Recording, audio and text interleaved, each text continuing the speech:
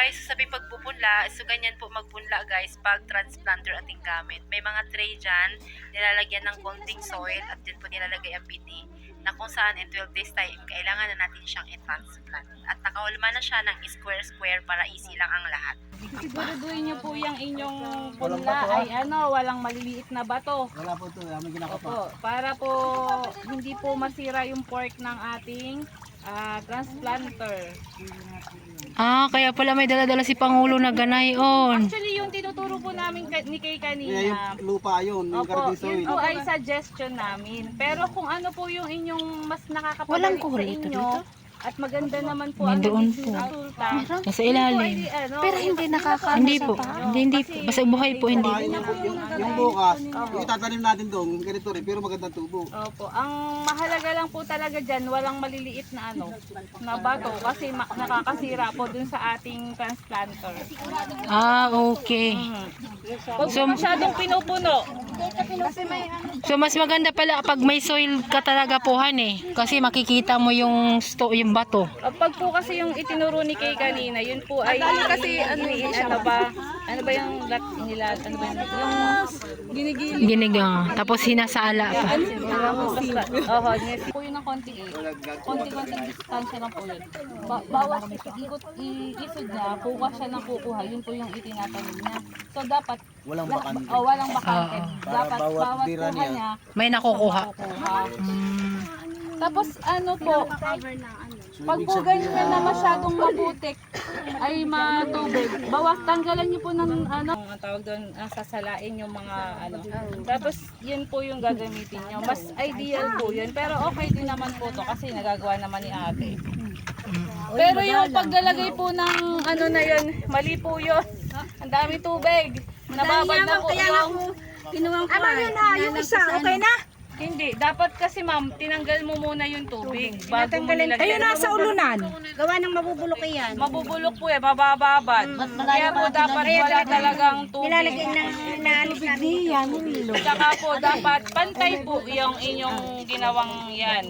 Dapat po pantay. Mamaya, puno ito. Babawasan pa natin ito. Bawasan nyo po yan. Dahil tatakpan pa po kasi yan ng Ito lang, kailangan kasi nito at makapangalan. Ma'am, tatakbo naman yan siguro po ito na. Kiniling ko na.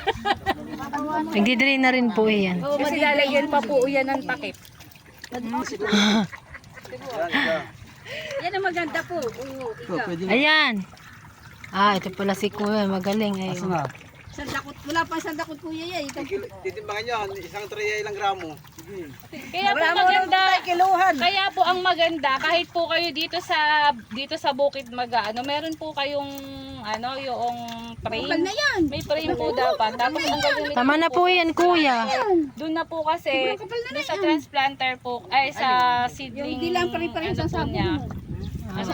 mo. Manual seeder. Po yun. Ito talaga si Kuya. Farmer. Kahit po dalawa lang po ang gumagawa nun, okay po yun. Tapos na-control niya po yung dami ng palay. Hindi po katulad na hindi naka-equal yung pagkakalagay ng palay. Yung po equal po. Pag po kasi sinasabog na gano'n, opo, may madami may kaunti. Possible po na. Mayroon pong mga missing hill. Yung ginawa po na yun na una. Dapat po wala silang space. Halimbawa, imagine niyo may isang square na yun. Yung square na yun, lahat yun meron lahat. Mahaba na nga yung uso Dapat pala kaninang umaga ito. Talaga dapat ang dahil sa tubig. Ito yung aking gawa. Ano daw tinatawag? Isang tray. Isang tray. Dito isang ilan daw? Nagmat, walang pagitan. Yung gilid-gilid po. Pag hindi kuya, hindi din ganyan patong-patong. Pakitaas nyo nga po dito. Alin ito? Yan po, opo. Ito yung tanay lang siya. Sorry po, lang nung kuko. Namamaga.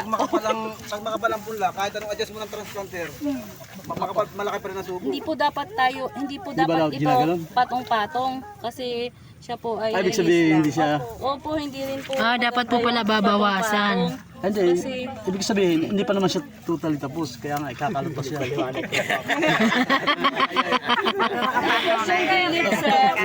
din. Hindi pa tapos, ikakalot pa kasi. Hindi kasi lang mamahal.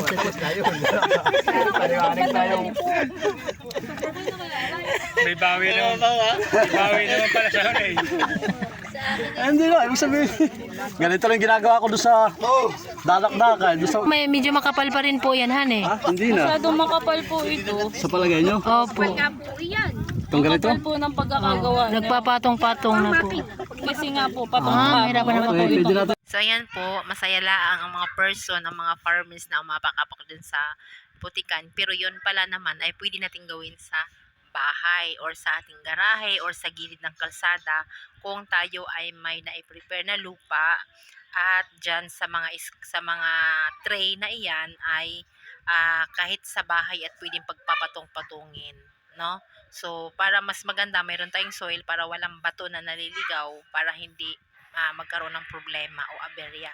So dyan guys ay natutunan natin na pwede naman palang padaliin, no? So dahil po sa actual yung demo ay nandyan kami napapunta. Pero ang easy lang yan ay pwedeng gawin sa bahay at kahit ako na babae ay pwede kong gampanan, no? So paihintay na lang natin ng 12 days na yung punla at saka ready na siya ilagay doon sa tray ng transplanter. Parang ito, maman eh. May check daw ito. Si ma'am, lalagyan ng check. Dagdagan pa po natin. Ganito po. Turuan ko po kayo. Parang hindi ito po. Hindi po. Dapat po kasi ganito. Magkakadikit siya. Wala siyang ganitong missing heel.